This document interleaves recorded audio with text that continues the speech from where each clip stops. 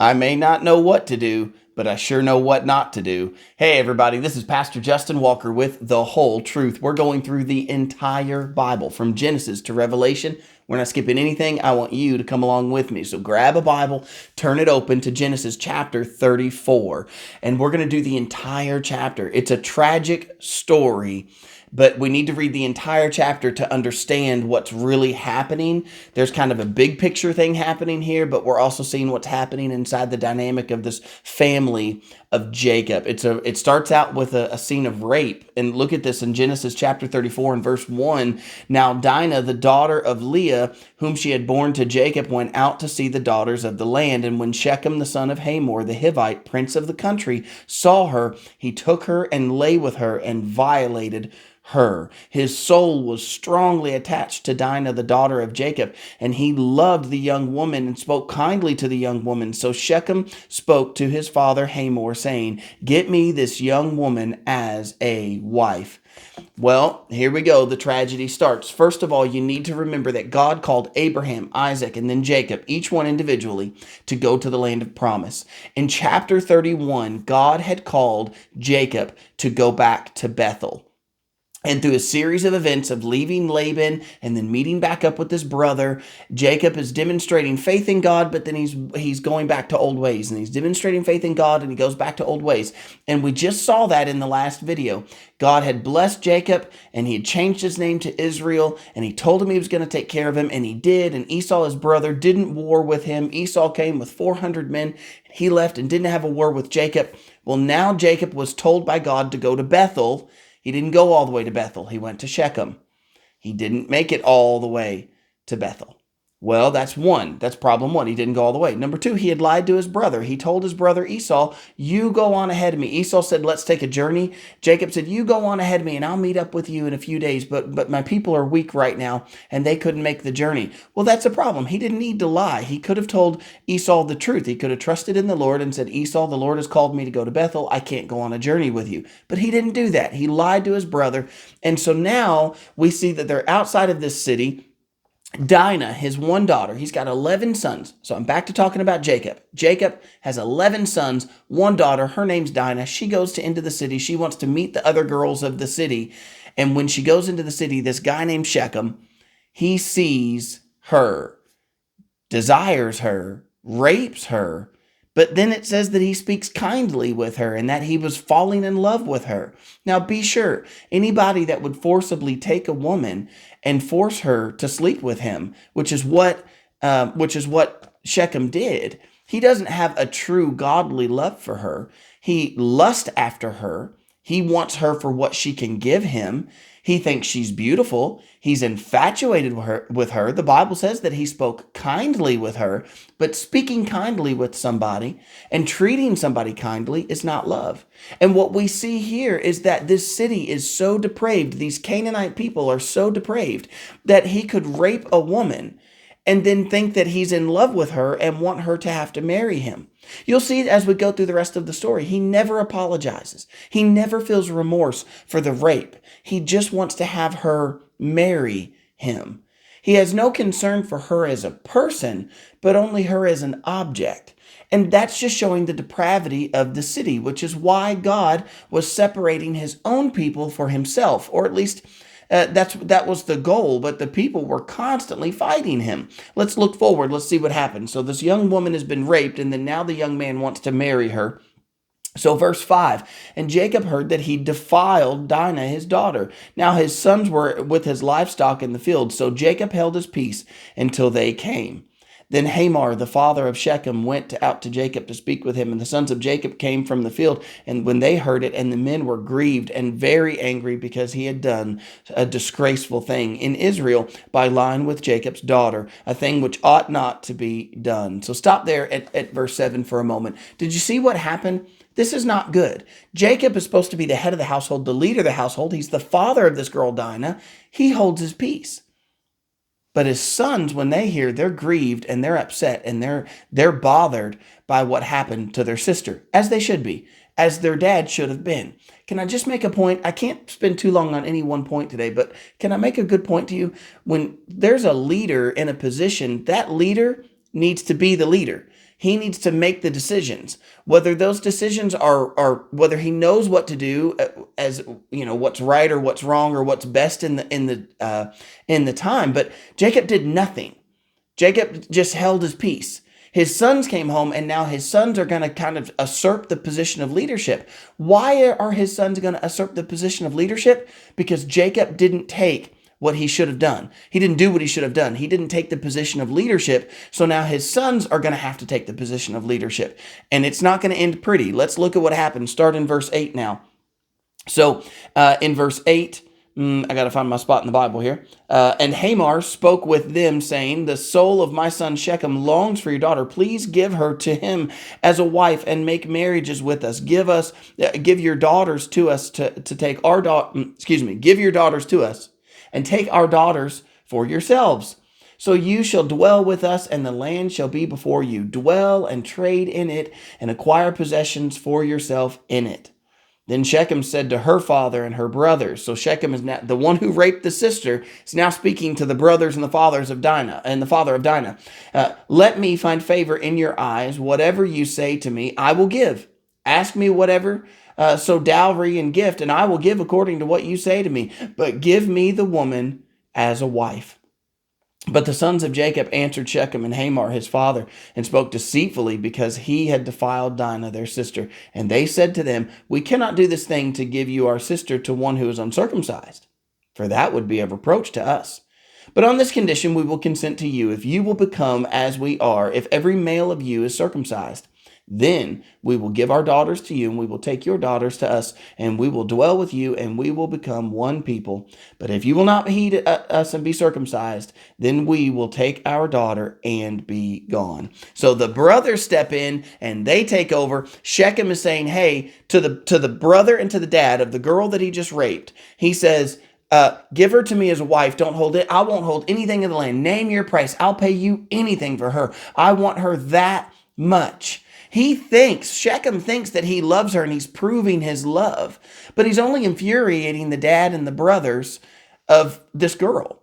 He just raped her, but he doesn't see it that way because he's depraved in sin. Can I make a point to you that we can get to a point that our conscience is seared to sin and we don't see the sin, even especially in what we're doing. We look past it as if it's okay, and we justify it as if it's okay because we're the ones involved in it. Shechem thinks what he's done is okay because he desires her. So what's the problem? Well, the problem is that he's defiled this young lady. He's raped her. He's forced her against her will. Now he's trying to intermarry between them. And that goes to a big picture item. This intermarriage would have defiled the entire line that is going to bring the Christ. God has said to Abraham 3 promises. Remember, Abraham, then Isaac, then Jacob. 3 promises: land, a nation, and that all nations of the world through them would be blessed. Well, look at what Satan is deceitfully trying to sneak in and do. You marry our daughters, we'll marry your daughters. We'll all mingle together. We'll all be married together. Do you really want to get, for lack of a better term, do you really want to get in bed with a group of people who see no problem with raping a young woman simply because she was out without supervision?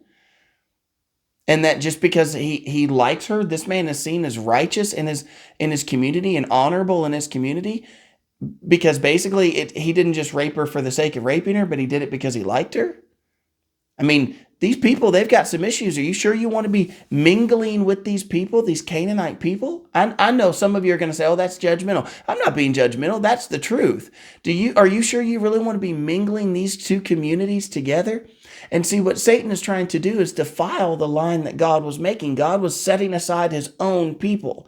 Now there's Abraham, Isaac, Jacob. Jacob's name is Israel, and Israel will have 12 tribes. The 12 tribes of Israel, the 12 sons of Israel become the 12 tribes of Israel. And Satan is trying to get in the middle of this and stir things up. Well, look at what happens next. They were deceitful. The brothers said, hey, we can't let our sister marry you, and we can't marry your daughters because you guys are uncircumcised. But the Bible clearly says they were speaking deceitfully. So Shechem agrees. Let's look what happens. It's in verse 18. And their words pleased Hamor and Shechem, Hamor's son.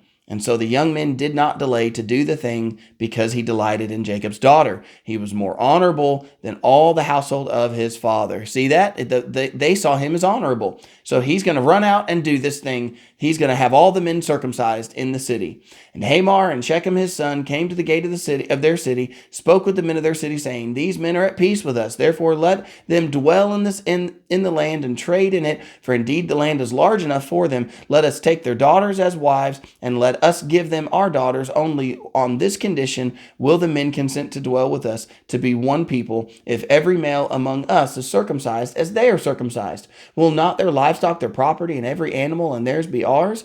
Only let us consent to them, and they will dwell with us. And all who went out of the gate of the city heeded Hamor and Shechem his son. Every male was circumcised, all who went out of the gate of his city. Well, did you see? Shechem goes to the gate of the city, convinces all the men to get circumcised so that he's doing it so he can marry Dinah. That's why Shechem's doing it. All the men are thinking, he convinces them thinking, look at all that Jacob has. Remember, Jacob had great wealth at this point. Look at all that he has. It's all going to be blended with us. It'll all be traded in the markets. All of what he has will be open to us. So this would be a good thing for us to do. Let's blend with these people. Not only, it's not going to be Canaanites blending with Israelites. If you really pay attention, it's going to be Israelites becoming Canaanites. Eventually, they're just going to be absorbed into the Canaanites, and they won't be able to distinguish between the two. That actually happens later in the Bible, and that's how you end up with the Samaritan people. There's going to be a blending of the people, and you won't be able to tell one from the other. You won't know which one is which after so much time of that. Satan was working in a very sly way here. Shechem's working in a very worldly way, in a very earthly and fleshly way. Well, look at what happens with the brothers. So the men of the city, they all agreed to get circumcised, to blend with this family, with Jacob's family. Verse 25, now it came to pass on the third day, when they were in pain, that the two sons of Jacob, Simeon and Levi, Dinah's brothers, each took his sword, came boldly upon the city, and killed all the males. They killed Hamor and Shechem his son with the edge of the sword, took Dinah from Shechem's house, and went out. The sons of Jacob came upon the slain and plundered the city, because their sister had been defiled. They took their sheep, their oxen, their donkeys, and what was in the city, and what was in the field, and all their wealth, and all their little ones, and their wives. They took captive, and they plundered even all that was in the houses. Simeon and Levi went in, and they plundered all of the city. They killed the men, plundered the city, and now they took women who were wives, children who had fathers, and now they were fatherless. They took them and they plundered them. They took them as captives of their own. They're going to make them slaves for their own uses, within their own family. So now did their city, their tribes of people, their groups of people, did that just grow? Yeah, that just grew by quite a bit. Their livestock, they took all of it. They even plundered the houses. They went through taking stuff that they wanted for themselves. Was this the right thing to do? Well, they're going to justify it. Look what happens in verse 30. Jacob says to Simeon and Levi, you have troubled me by making me obnoxious among the inhabitants of the land, among the Canaanites, the Perizzites. And since I am few in number, they will gather themselves together against me and kill me, and I shall be destroyed in my household and I. But they said, should he treat our sister like a harlot? Now, are they right for being upset about their sister being defiled? Absolutely. Is what they did right to rectify it, to make it right? They went in and killed all the people in the city. Was that right? No. Jacob's rebuke wasn't even right. Jacob says to them, he says, they're going to come against me, and I'm few in number. I'm not going to be able to defend against them. Instead of telling his sons what they did was wrong, he'll do that later. Later, Jacob will be blessing his sons, and he will say to Levi and Simeon, he will say that they are mean people. They are bad people. That's what he will say to them. He'll say, you've proven your true colors to me. He won't give them the blessing like he's giving to the other sons later in life. But that's too little too late. Jacob should have stood up as the leader of the house in the first place. And then his sons wouldn't have had to have stood up. And then his sons have now acted sinfully. They have plundered a city. God didn't tell them to plunder the city. God didn't tell them to go in and exact his vengeance. Sometimes God will say that in the Bible. Sometimes God will tell the people to act. But in this case, he did not tell the people to act. He did not tell these two brothers. These brothers are acting out of vengeance. Now, can I say that I would act any differently if it was my sister or my daughters? No, I can't promise that. I'm a human being. But what I am saying is that and speaking of my old nature, but in my new nature in Christ, he gives me a new nature that is in him. And I can trust that vengeance is his. And I can put my rest and my hope in him. And even when that comes to when someone has wronged me, I don't have to exact vengeance because I can trust God to do what God does best and let God be the judge. And I don't have to delve into the middle of that. Now, that doesn't mean that I shouldn't be the head of my house or that as I pastor the church, that I shouldn't lead the church. Jacob should have led the family, which would have kept the sons from stepping up and doing what they did. So what we see out of the sons, I just want to end with this. Do you notice that the apple's not falling far from the tree?